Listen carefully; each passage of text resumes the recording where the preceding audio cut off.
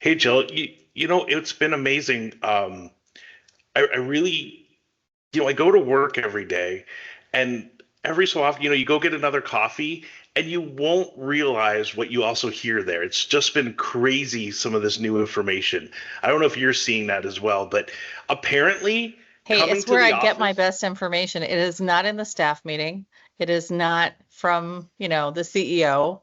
I hear you, Joe. It's kind of really pretty insightful what you could pick up in the old kitchen cafe area. well, yeah, this was what I heard was coming to the office counts as team building. Could you believe that? Well, I think people think that coming to the office today is kind of something that's like this extraordinary act, right? So, no secret there that there's definitely some pushback on what's going to happen, right? How our company's evolving. So I hear you, and it's very interesting what not only what employees' kind of perceptions are, but what some of our leaders' perceptions are. It is, but I mean, but you hear the little words and the whispering going on because I heard something else about, certain roles and management levels and different things that are disappearing, even faster than the free donuts that we're getting. So it's kind of, it's really interesting to see all the little tidbits of information there. Yeah, I guess it's a reflection of, what's happening in the market around us, right? What are other people kind of hearing from other companies? What are their spidey senses telling them, right? It certainly paints a picture and kind of tells you a lot about what's on people's minds, what makes them uneasy, what are those kind of hot topics and kind of buttons for employees today. Absolutely. And, I think either way, there's some really strategies and different things that are happening. So it's spilling more than water there into the really latest, hottest HR topics and business trends out there. Yeah, I think this water cooler chat's going to be fun. So let's kind of roll with it, Joe. Absolutely. Welcome, everybody, to the Talent Revolution, Tales from the Trenches. I'm Joe Shambom.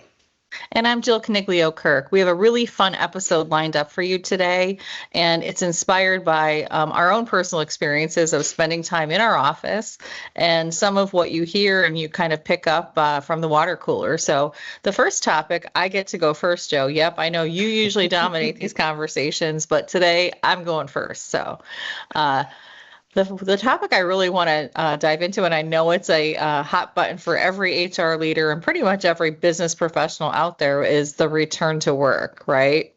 Yes. What's going on in the market? What are people talking about?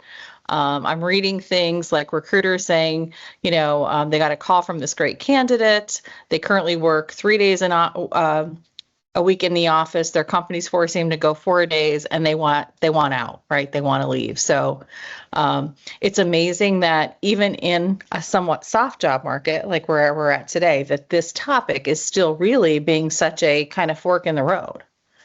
What's your Well, I take? mean, it's a big shift, right? I mean, we all from COVID were told to go home and not to come back, and then now it's we want you back, and I'm hearing it all across the board, right? From a variety of different clients and candidates on, what their preference is, and then what they're also seeing, and trying to give them the reality. But the companies and the organizations are pushing and driving to go back to the office. And there's several obstacles to that, right? People were hired further away from their commutes if they were even local, and then just their new routine. So it's getting a big disruption that's happening. And it's a mixed bag, to be honest, from what I'm hearing. Yeah. And I mean, I personally think that hybrid's here to stay. We are going to see this recurring theme of business leaders wanting people in offices. But I also really think, from the perspective of, is this really an HR issue? I argue it's not. It's a workplace issue and it's a leadership issue. So I think whoever's making these decisions really needs to bring their leadership team together and kind of get them all on the same page and talk about the why and talk about how are we going to manage this? How are we going to message this? Who's going to drive the accountability to it, right? And what kind of is our communication plan, but more importantly, I think, what is every person's responsibility as a leader in really effectively executing this and making sure that it doesn't kind of spiral and cause some major hiccups in, our productivity, in our workforce, in our retention. But I, namely worry about our leadership team walking the talk, right? Because it's one thing to make a decision, but they have to practice the same. It's the same rules for everybody, because that's where I think the credibility and everything kind of falls apart when different people have different rules. Well, that's right. I mean, you got to walk the talk and you got to be there. I think there's an obligation back on the company to provide the right experience as well, right? The right environment and experience of why are you going back to the office? What is the purpose? What's the value? What's the connection? And showcase that, not just that's what we're doing. Provide that, right? I mean, there's a lot of not excuses, objections of, hey, listen, I'm sitting on Teams calls all day. Why do I need to be in the office? Or my team isn't even here. Or I don't even see other folks because they're all in different meetings or there's other things. So I think there's an obligation back on the company to provide that right type of level of environment and atmosphere to why they're going back, and then providing that value to them as well. Right. And I would just say, yes, I'm in the office a few days a week, not every day. And there's times when I'm in meetings with different people that are in the same building, but they're not coming together in person, which defeats the whole purpose, right? So I think we all need to kind of model the right behaviors and, in essence, not just have people show up for like a punishment, so to speak, but really kind of make the most of how do we really connect and share information, and how do we really kind of foster this spontaneous creativity and collaboration that's so critical, I think, for businesses to thrive and be successfsil.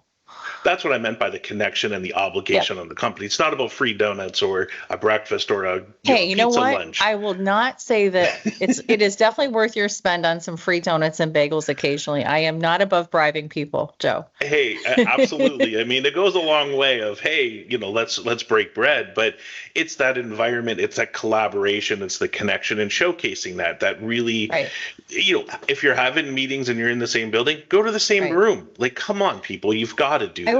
I will share a little secret. Talk to each other.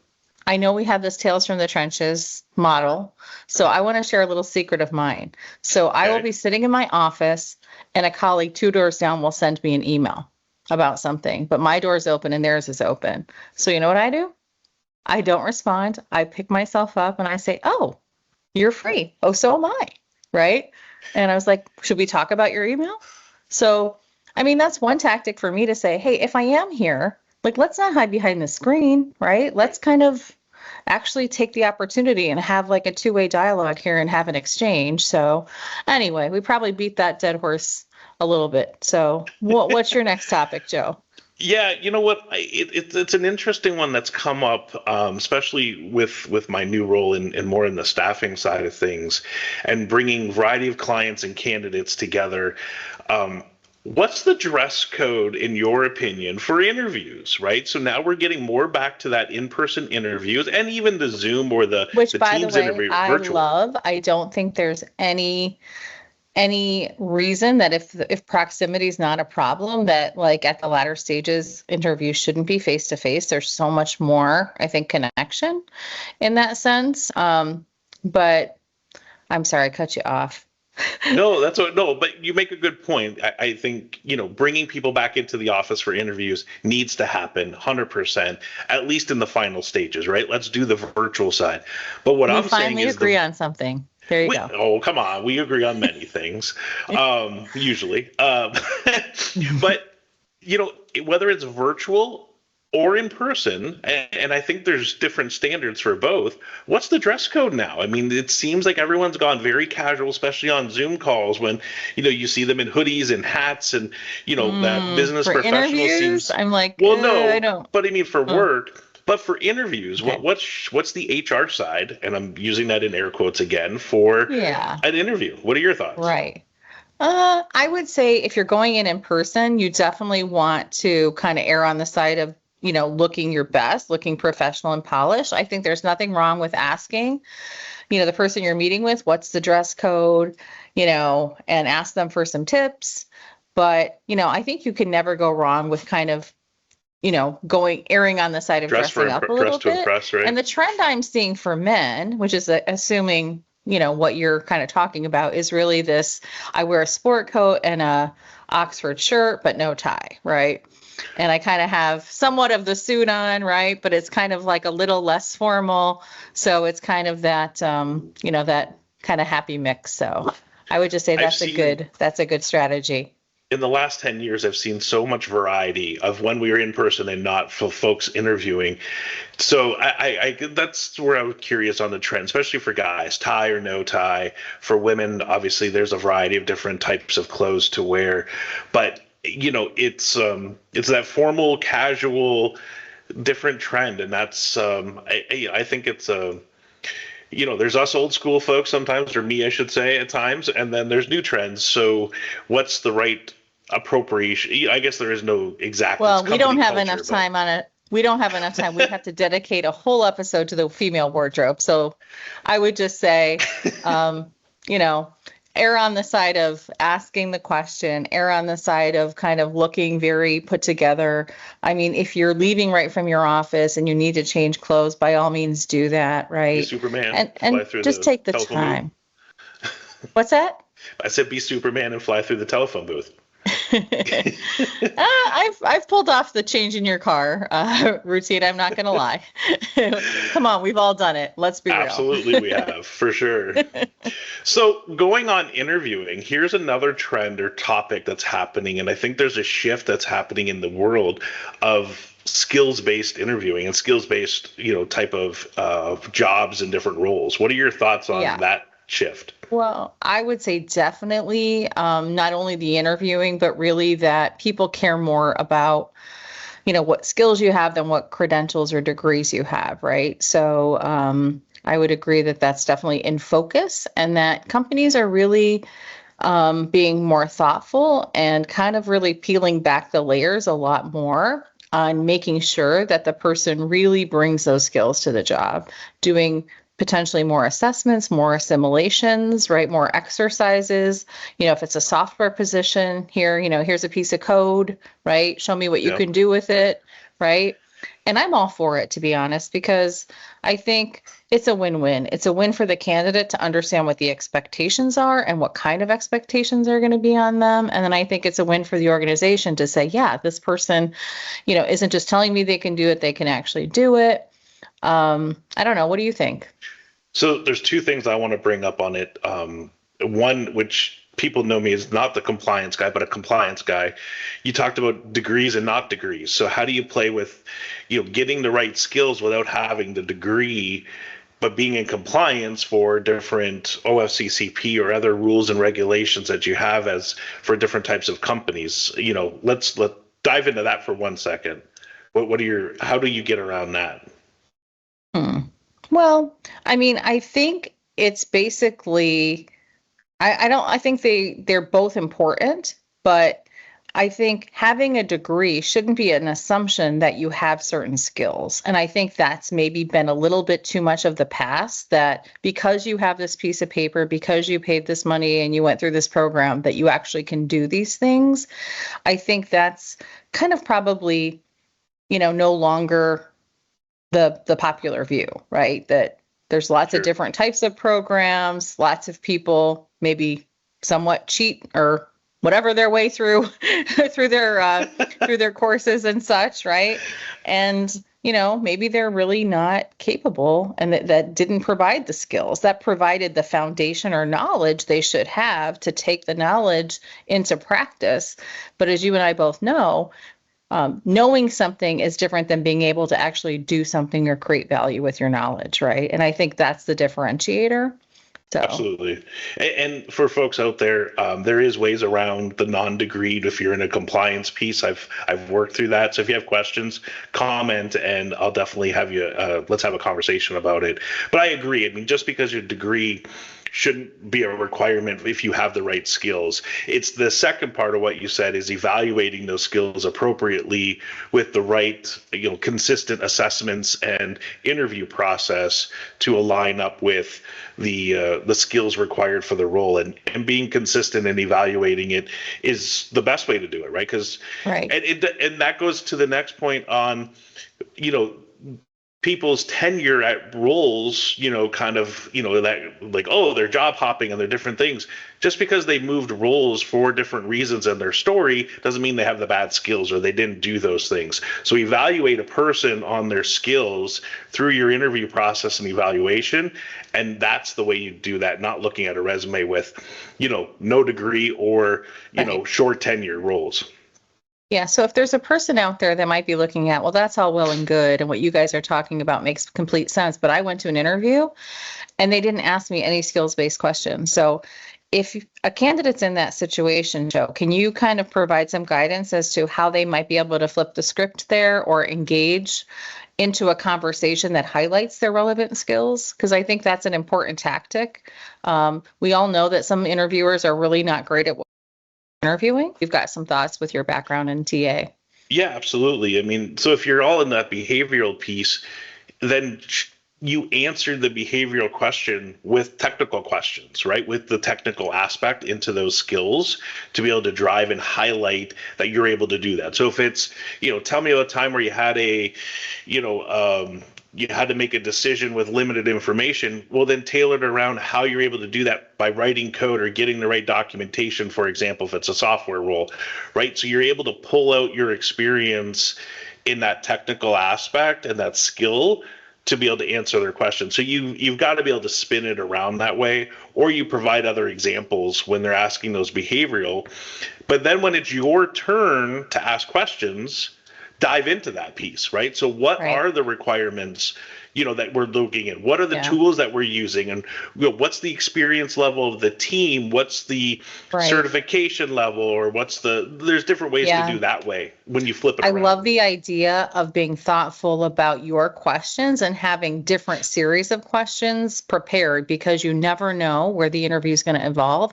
And everybody has like the kind of more management, strategic business questions. But I think it's really important that candidates kind of think about those things, because if you ask the right question of a topic that didn't come up and you're prepared and can highlight how your skills really can kind of come in and solve those problems and the past experience you've had and demonstrate that you really understand it, I think that's a home run.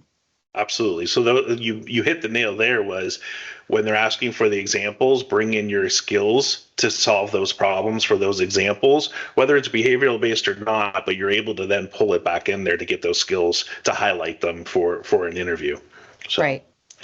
Yeah. Another topic that I'm having some conversations in my circles around with more or less people that maybe in the job market are saying, hey, I'm reading all these articles and seeing this big trend of companies really shrinking their middle management layers. And what does that mean for me as a leader? How do I kind of approach the job market now? Am I better off looking for an individual contributor job?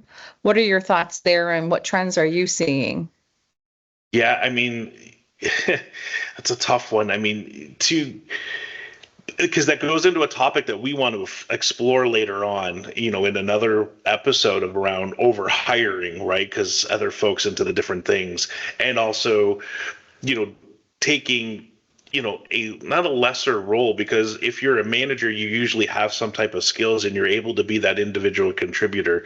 Mm-hmm. But yeah, I'm definitely seeing less management positions, right? And they're going into senior managers or directors, right? So that layer is getting cut out, and then shifting folks over. It's really tough, right? I mean, because, the old school thinking of, oh, they're a manager, they're always going to be a manager, and they want to go down that path, right? So how does that person elevate their skills to showcase that they can play at a higher level, or showcase that individual contributor? And I would say it's you're going to have to rewrite your resume a little bit, right? And you're going to have to change that narrative a little bit towards those types of projects and experience to be able to get into that side. I mean, one thing I would just say focusing on is your ability to solve problems through people, and that being effective no matter what your job title is, right? Because I think we all have opportunities to lead projects, no matter what role we're in, influence other people, get results through other people.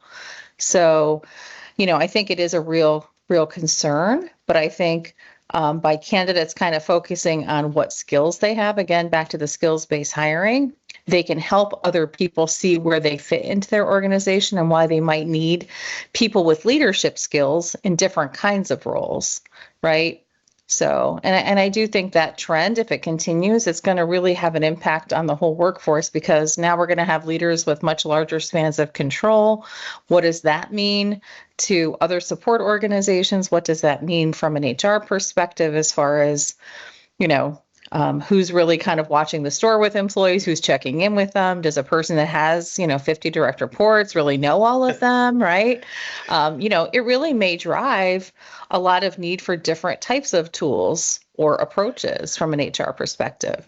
Well, absolutely. If your span of control is changing, that, obviously that's maybe an extreme of 50, but that's just going to change the dynamic, and your workforce planning and your org design is going to really go crazy onto those things. I would say minimally you need an HR business partner to help you, right? Yes. The other side, so if we go back to the first part of that, if you're flipping back down from a management and maybe shifting to that IC, but then it's getting that interview, it's getting that foot in the door. So getting back to the networking, and if you look at other episodes from us guys, there's a networking episode you might want to look at to be able to drive that, to showcase your ability to do that work versus just being a leader or a manager.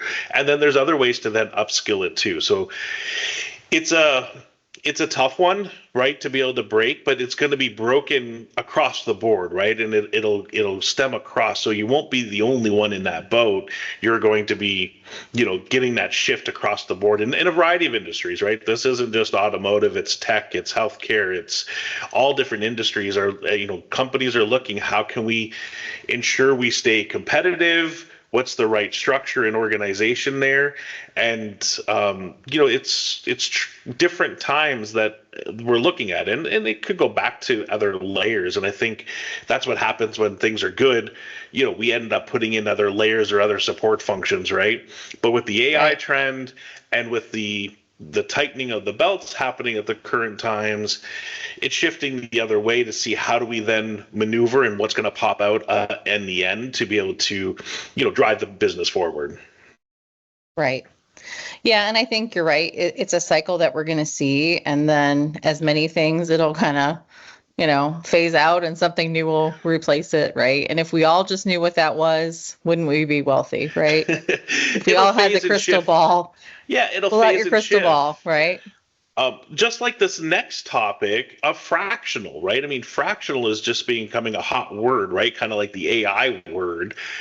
So talk to me, Jill. I know we've talked before about fractional work and you've mentioned it, but what are you seeing in the whole world of fractional? Especially, Well, it's really a lot more I have an increasing network of friends that have decided this is kind of where they want to be, right?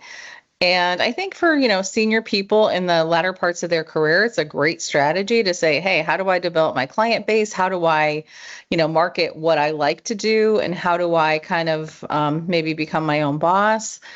The hard piece with that, I think for most of the people in my world, they're HR people and they don't love that sales piece, right? So the tricky part is, how do you navigate kind of the hunting, right? And how do you make sure you're kind of keeping growing your client base and all those things. So that's kind of the tricky side of it. But I agree with you. It's a growing trend. I can see the attractiveness from, the professional side of saying, hey, I get to work on what I want to work on. I only want to work on strategic, cool things at a certain level. I don't want to do all the minutia. I don't need to deal with the politics, right? I get to kind of decide my own hours, right?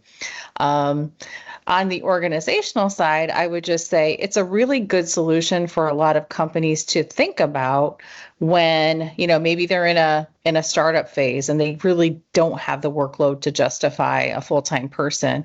I think what the mistake companies make who are startups, they hire one person, they kind of overhire knowing the job's going to grow. But then they have this executive who's sitting there like, ordering lunches and typing employee handbooks and doing everything from soup to nuts, which is not super sexy or exciting for that person, kind of waiting, right, until kind of the bigger part of the job comes. So I do think it's a real good strategy for companies to consider as they have different peaks and valleys in their businesses and different stages of their business. So you hit the other part that I've heard more recently is it's not just executives because it's very project-based work. And then, Mhm. We started off talking about return to the office. A lot of these, which would be fractional, are remote. So that's a big, attractiveness for certain folks that don't Right. want to do that. Project-based, again, the time and all the other pieces of it. So I think a trend that's going to come up is companies are going to be looking for that. And I think the old word used to be contract, right? Let's go Right. contract somebody to do things, or a statement of work, or Right. other, pieces. I think the fractional is just becoming a sexier new word Right. for that type of Well, work. And it's going to evolve into something else. I think I see it it's in all different ways. morphing. I I think would it's just say coming. the morph is happening right now where I see Yep. like talent and recruitment companies kind of like expanding and kind of broadening their horizons and pitching themselves as we can bring in fractional people for you, right? Yep. Because I think they already have the client base. They know a lot of these professionals don't want to do kind of the hunting and the, kind of land, finding the opportunity. So I'm already seeing that morph. Well, if And you I look at the think, strategy from that third party side or staffing side of it, is hey, um, let's have a fractional person come in while we work through the final solution that you're looking at, right? oh yeah, And for sure. it's a great strategic approach of, as a partnership, as a staffing side, to go, hey, listen, I'll help you. We're going to solve your problem in two different ways. Here's a Hmm. temporary piece, and then here's the long-term solution, and Right, here you go. And I right, think that's more at definitely an executive level, because there's a gap there if you're not able right. to do that. The other side is, I mean, I've pitched it before as well. Let's, let me get you somebody temporary while we work through that. And clients do that, but Yeah. I think it's coming more and more of a trend. Right. I think the other thing we're going to see happen, and I actually think it's a great idea, is if I want to be a fractional HR executive, how do I kind of work within a network of other professionals where we can kind of like package deal ourselves to different clients and we can leverage that business acquisition and all of those, you know, I think there's really going to be more of that happening more formally and more venues for that happening. And I think it's But going yeah, to be pretty awesome. it's like you're all doing what you really love in a pieces of it, and you kind of go there as almost as a team, but separate kind of thing. It's kind of Yeah, and cool. like you kind of share with each other, and then you can package saying, oh, by the way, and I can do these legal services. So, like, you're kind of Right. sharing your client base and kind of packaging yourselves as kind of a team. And if you leverage, like, hey, each of us bring 3 clients in, you know, not a bad deal, right? Yeah, no, I mean that's you might be onto a new business trend there, Joe. So, you know, I think there's definitely a place for it, too and bad we can't every patent that. yeah, probably not. I'm sure somebody else is already doing it. But I talk to multiple friends that basically say, like, this is what holds them back. And I think if there was something formal out there to bring groups of people together to kind of do that, it would be a game changer. Well, right, and I think your point on maybe certain folks don't know how to do that sale piece, right? That business development to be a fractional person, and if they're being pulled into a network, which then does that, and there's sites that you can go to that would Right. do some of that as well. And I don't know if it's project based. Different sites, and most people in the TA side might know of them, and some of the HR folks might know of them. And I'm not going to name them because I'm impartial to any of them. But then there's different companies. So there's different things now, but I think it's growing, and you're going to see more of that morph, like you said, into Right. into the world. Right. Well, those were I some pretty interesting topics to cover. Are there any others or any no, closing remarks you'd like to make? I was going to say my water jug's getting empty there, Jill. So no, I think. Well, I was going to say I drank all mine and I need a restroom break. Absolutely, and the donuts are done. So I guess we're out of time on that side of it. No, I think this was really cool and fun, kind of like rapid fire conversation, and I think we'll do this more often. It's really fun for everyone. If you guys have topics and interesting comments, please put them in the episode here. We'd love to hear from you on what you're thinking, what your comments are. and if you have any other interesting topics. So appreciate it, everyone. Thanks for tuning into the Talent Revolution, and we will do it again soon. Thanks, everyone. Have a great night.